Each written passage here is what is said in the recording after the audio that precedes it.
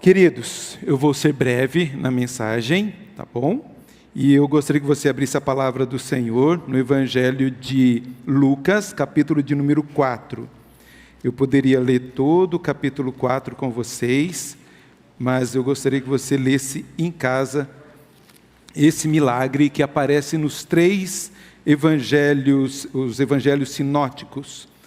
E que muita gente prega os milagres anteriores e posteriores, mas não prego, dificilmente você vai ouvir alguém pregar sobre esse milagre. Evangelho de João capítulo 4, versículos de número 38 e 39. Perdão, Lucas, capítulo 4, versículo 38 e 39.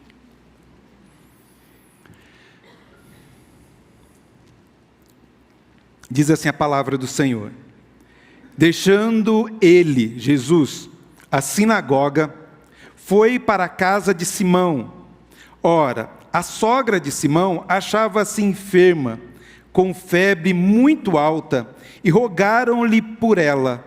Inclinando-se ele para ela, repreendeu a febre, e esta a deixou, e logo se levantou, passando a servi-los. Ela logo se levantou e passou a servi-los, libertos para servir. Vamos orar?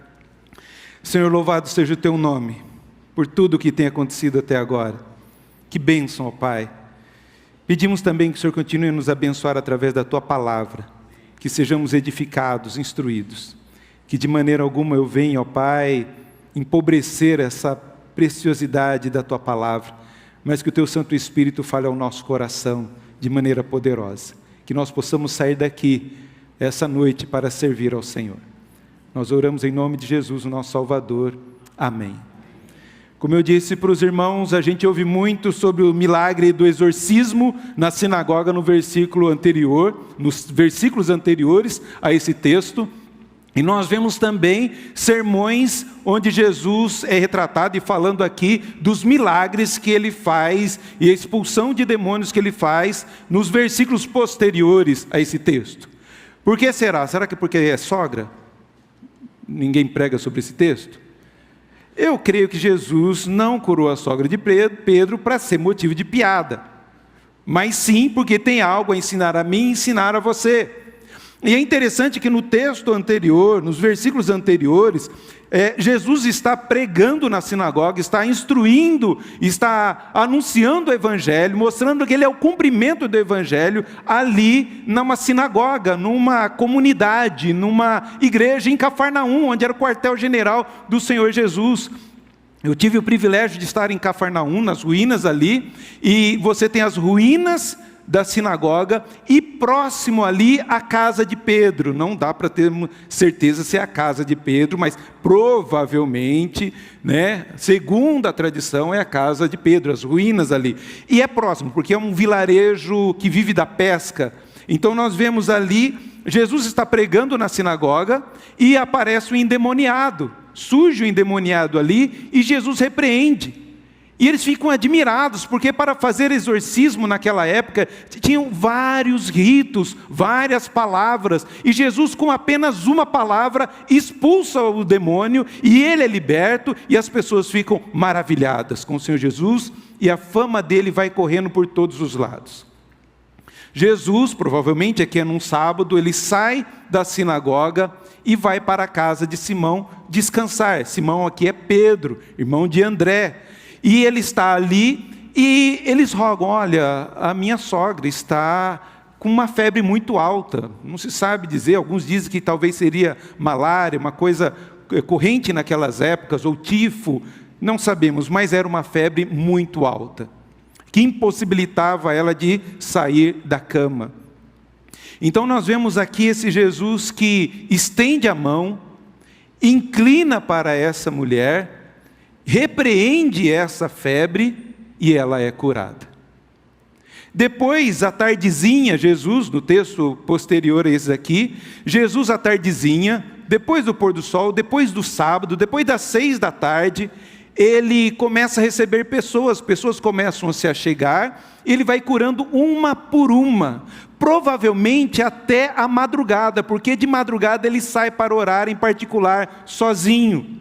Então Jesus passa ali curando todas as pessoas que chegavam e também expulsavam os demônios que estavam ali, repreendendo aqueles demônios, mostrando que ele veio para cumprir as Escrituras. Mateus é muito claro sobre isso e qual o propósito desses milagres.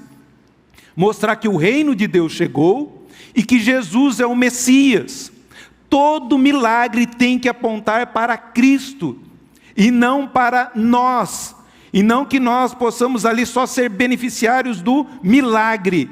Mas não, esse milagre, quando acontece, tem que apontar para Jesus. E é nesse contexto que acontece esse milagre maravilhoso. O que nós aprendemos aqui nesse texto? E a primeira lição que eu gostaria de conversar com vocês. Com a cura da sogra de Pedro, aprendemos que o Senhor é poderoso para curar seja qual for a doença e transformar seja qual for a situação. Jesus, ele tem poder sobre a natureza, Jesus tem poder sobre os demônios, Jesus tem poder sobre as pessoas, sobre as enfermidades. E ele demonstra isso nesses milagres todos, nessa ação toda de quem ele é, o Senhor Todo-Poderoso, que vem cumprir a sua messianidade, mostrar que Ele é o Messias, que Ele é o Salvador. E que as pessoas vendo esses milagres possam crer nele e ter vida eterna. Então nós vemos esse Jesus poderoso que tem poder sobre as doenças, seja ela qual for. E sobre a situação, seja qual o ambiente for, Jesus tem poder para transformar esse ambiente. Nós vemos que Jesus, o mesmo Jesus que cura, que expulsa demônio numa sinagoga, onde há um número de pessoas ali, vendo, é o mesmo Jesus, que 100 pessoas, 100 holofotes, cura uma febre. Ele está atento a todas as nossas necessidades, não importa o local. Ele transforma o ambiente da sinagoga, ele transforma o ambiente daquela casa, que estava com o coração apertado e aflito. E Jesus, além de curar numa sinagoga, curar numa casa, também numa grande multidão. Uma fila enorme de gente, Jesus impondo as mãos, repreendendo o inimigo, curando pessoas, curando os enfermos, declarando que Ele é o Senhor. Não importa se há muita gente ou pouca gente, se é numa igreja, ou fora da igreja, ou dentro de uma casa, o poder de Jesus é o mesmo. E esse mesmo Jesus, que expulsou demônios, que curou enfermos, e que curou a sogra de Pedro, é o mesmo Deus, o mesmo Jesus, que está aqui hoje, para curar a nossa vida, para atender a nossa oração, para transformar o ambiente da nossa vida, do nosso coração, dessa comunidade e da sua casa. É nesse Jesus que nós cremos. Agora é importante saber também, que não é porque eu tenho Jesus, a enfermidade nunca vai chegar aqui à minha casa. Nós vemos que na casa de Pedro, é uma família temente ao Senhor, que ama o Senhor e, no entanto, a enfermidade chegou ali. E na Bíblia nós vemos isso. Nós vemos Eliseu, que fez milagres maravilhosos, ser acometido de uma doença terrível, que o rei vai lá visitar Eliseu. Nós vemos também o apóstolo Paulo, que diz lá em Gálatas capítulo 4, que por causa de uma enfermidade, é que ele pôde pregar a palavra do Senhor aos Gálatas. O apóstolo Paulo, que o lenço curava, que ele orava, as pessoas eram curadas, orou ao Senhor e Deus não o curou. Deixou de ter fé? Não, a mesma fé, só que se cumpre a vontade do Senhor.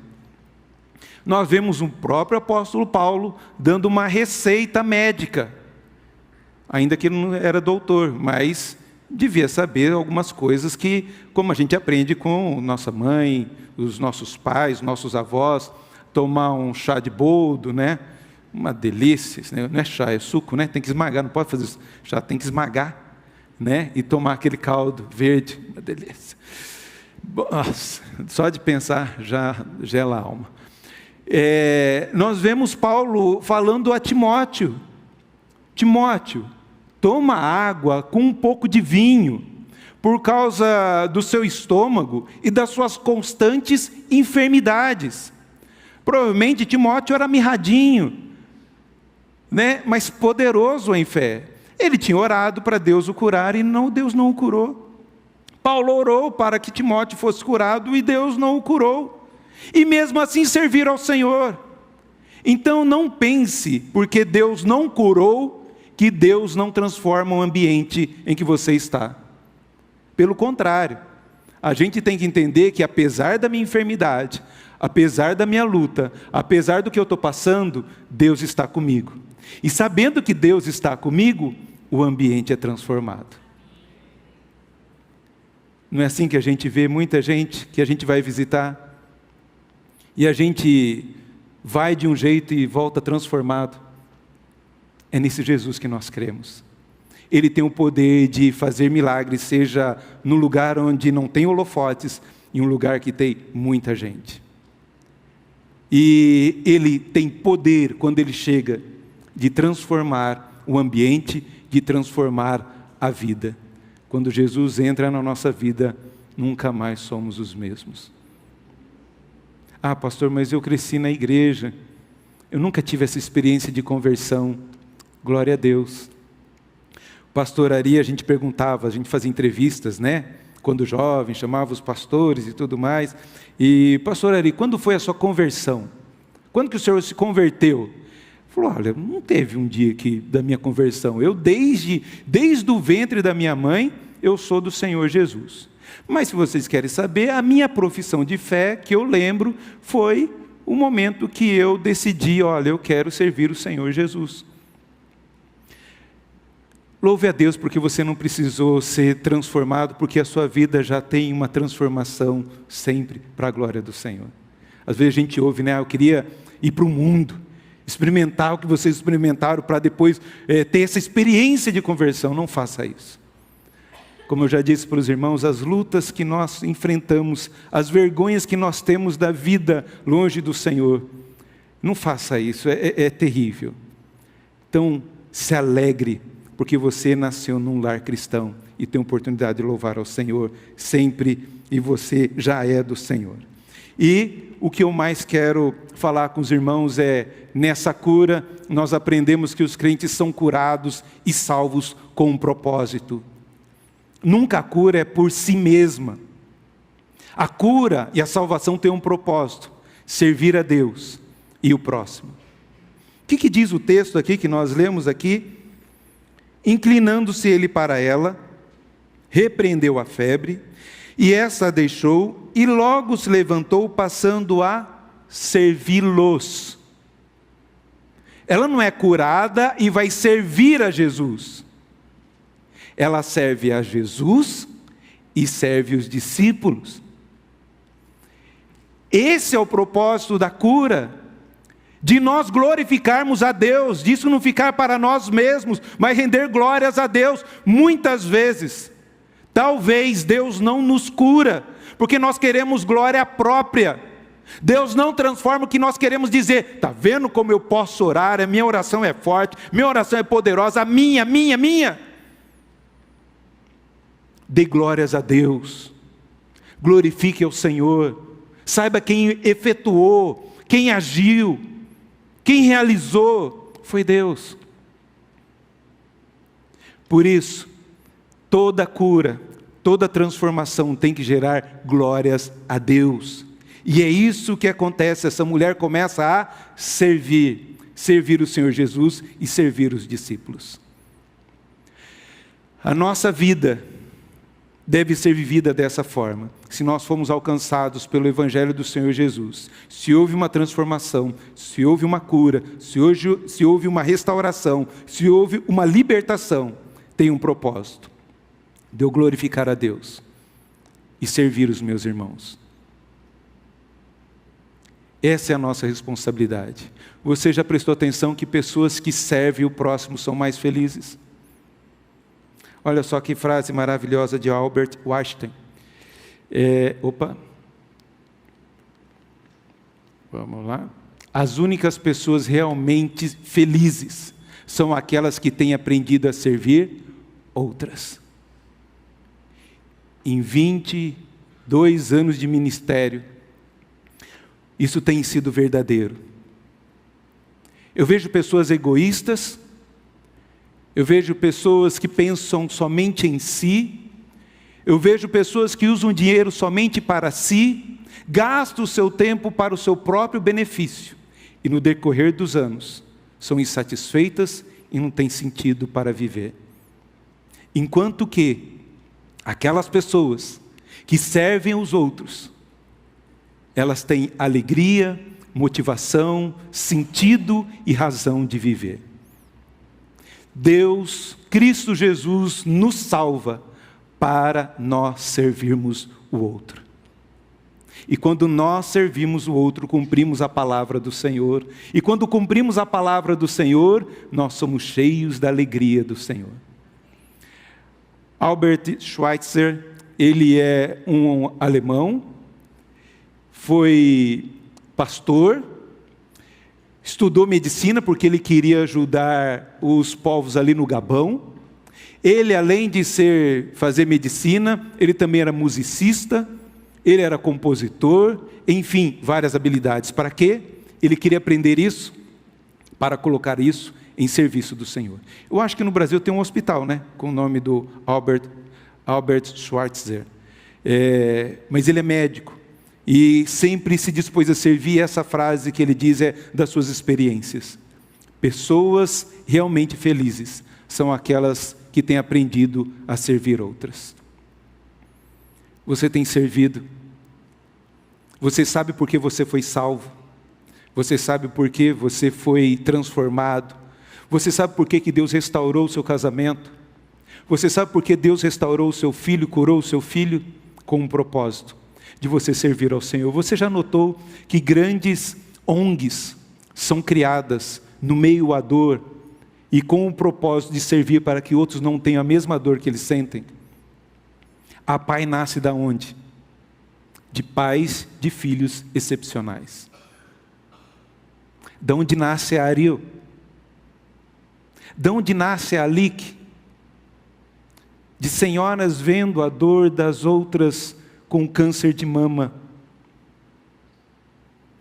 E se você conversar com essas que começaram a Alique, de vez em quando tem Alique em notícias, se você puder acessar o Instagram da Alique, ela lá, não esqueci, Dona Emília, né? É Dona Emília Vargas, eu acho. E ela lê alegre, disposta. Por quê? Porque serve. Pessoas que servem são mais felizes. Não é assim quando algumas pessoas estão depressivas, angustiadas, tristes, e a gente convida a fazer uma visita ao hospital. E elas são instrumentos de Deus na vida de outras pessoas. Vendo o sofrimento de pessoas que estão padecendo coisas piores, saem dali transformadas porque foram servir. Não é assim quando nós vamos fazer missões? Nós vamos para a Albânia, nós vamos para Almenara, agora nós vamos para Exu. Quando nós vamos, a gente vai no intuito de abençoar. E é nós que somos abençoados. Por quê? Porque fomos servir. Deus nos chamou para servir. Que a gente aprenda isso, queridos. Nessa cura, vamos lá. Eu vou errado aí, desculpa. Né? Quem não vive para servir, não serve para viver. Se você não entender que você está aqui para servir o Senhor Jesus e servir o próximo, você não sabe por que está aqui. Você não serve para viver. E é muito claro isso, quem não vive para servir, não serve para viver. Porque o propósito é esse. Por que Deus nos salvou? Está claro aqui também. Olha só, no texto, fomos salvos para servir. Porque somos criação de Deus, realizado em Cristo Jesus, para fazermos boas obras, os quais Deus preparou para que andássemos de antemão, para que nós os praticássemos. Isso? Está longe aqui. É que eu tenho outro texto, né? Nós praticássemos, isso mesmo. Porque Deus nos salvou com esse propósito. Qual o propósito? Das boas obras. Tem muita gente que quer servir para alcançar a salvação. Está errado. Você vai ter satisfação. Mas se você quer ganhar o céu, motivação errada. Agora tem muita gente que porque é salva, porque foi tão alcançado pela graça que não serve. Eu já estou salvo mesmo, para que servir? Sou abençoado mesmo, para que servir? Cuidado com isso. As duas motivações são erradas. Eu vou servir para ganhar o céu. Ou, já que eu ganhei o céu, não vou servir. Você não conheceu o Evangelho, você não conheceu a graça do Senhor Jesus. Que nós possamos aprender isso. Essa mulher foi liberta de uma enfermidade para servir a Deus e o próximo. Nós fomos alcançados pela graça do Senhor Jesus para glorificar a Deus e servir o próximo. Esse é o propósito. Agora eu digo, você tem servido o próximo? Gostaria de fazer uma aplicação. De janeiro para cá, quão disposto você se mostrou para servir os outros? Quanto tempo você se dedicou e planejou, esse tempo eu vou me dispor para servir o outro? Mas pastor, como que eu posso fazer isso? Vou te ajudar. Você pode fazer isso na capelania hospitalar. Sabia que nós temos uma capelania hospitalar evangélica?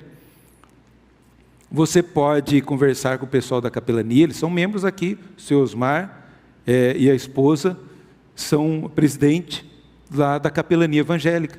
Como que eu faço para servir? Gostaria de visitar nos leitos, gostaria de dispor 1 hora na semana para fazer isso.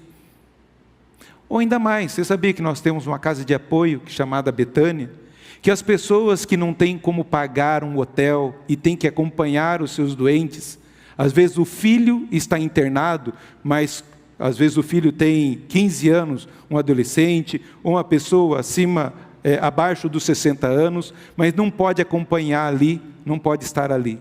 Ela pode dormir nessa casa, ali ela recebe alimento, ali ela recebe a palavra do Senhor, e a gente precisa de voluntários para estar ali, para ajudar essas pessoas. Quem faz hemodiálise, dura acho que 4 horas mais ou menos. E o acompanhante não pode ficar ali. E às vezes é um horário que é do almoço, eles podem ir para a Casa Betânia, e ali houve um devocional, ali eles são alimentados, pode tomar banho. Tem aqui para você servir. Você indo lá, você fala, eu gostaria de ajudar de alguma forma. Não precisa ser muito, mas 1 vez por semana eu me disponho a estar aqui. Tem mais também, certo? Os ministérios da igreja. Às vezes os meninos lá estão fazendo a escala, falta gente para passar os slides, para a transmissão, mas eu não sei, eu também não sei, mas se a gente chegar lá, eles ensinam. Nós precisamos de voluntários aqui na igreja, em tantas áreas, nas classes de escola dominical, de crianças, jovens, nós precisamos. Agora você tem que abrir a boca, você tem que falar, eu quero ajudar, como que eu faço? Eu mostro para você, conversa com a Mariana, conversa com a Valéria, conversa com o Rafael, o Gabriel, conversa com o Vitor, conversa com, enfim. A gente dá a direção para você servir ao Senhor. Mas sirva para a glória de Deus. E por último, o que você pode fazer para ser, ou continuar a ser, um bom mordomo da graça que você recebeu? Que Deus te abençoe e tem te abençoado com dons, talentos. O que você tem feito com isso? Que você possa continuar a servir ou começar a servir na igreja do Senhor Jesus.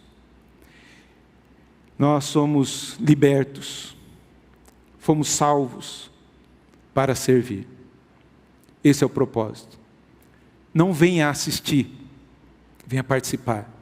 Nós vamos ter agora café da manhã, nós vamos ter suco à noite e a gente faz uma escala. Qual família pode vir aqui tal domingo para preparar o café da manhã, ajudar a gente aqui? Você podia trazer também algo, um bolo, certo? Porque às vezes é um pãozinho francês, uma manteiguinha e às vezes tem um queijinho, alguma coisa assim. Mas podia ter algo mais, aquele bolo de cenoura que só você sabe fazer, recheado com chocolate. Maravilha.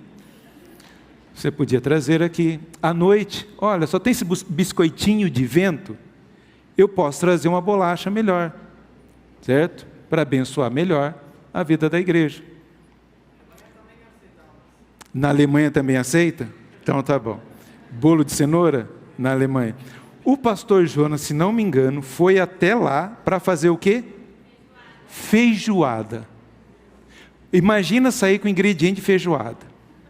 Uma vez eu levei carne seca para levar para Dorei, lá na Itália. Gente, eu era barrado em todo lugar que eu ia, aquele bendito pacote de carne seca a vácuo. E o pastor Jonas saiu daqui para ir fazer feijoada na Alemanha. Para quê? Para abençoar um casal. E fez tremenda diferença na vida deles, não só na vida deles. Esse gesto de servir, de sair de um lugar para servir. Seria melhor mandar um dinheiro? Vocês fazem aí? Não. Mas esse gesto transforma uma igreja. Transforma uma comunidade. Com um pequeno gesto.